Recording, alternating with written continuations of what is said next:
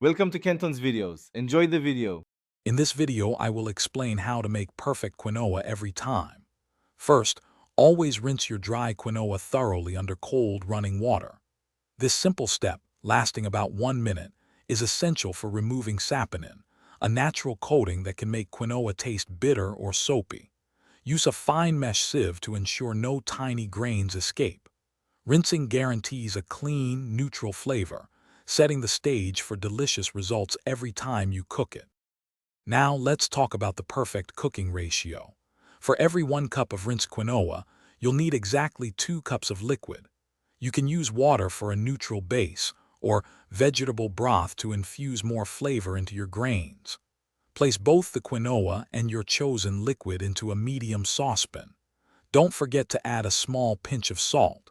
It really helps to bring out the quinoa's natural, nutty taste. Once your quinoa and liquid are in the pot, bring it to a rolling boil over medium-high heat. As soon as it boils, reduce the heat to its lowest setting, cover the pot tightly with a lid, and let it simmer gently for exactly 15 minutes.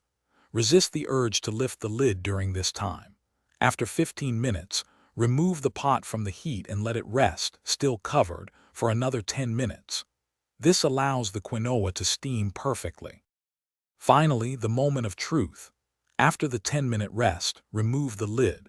You'll see that all the liquid has been absorbed and the quinoa grains are beautifully plump with a tiny tail visible. Use a fork to gently fluff the quinoa, separating the grains to achieve that light, airy texture.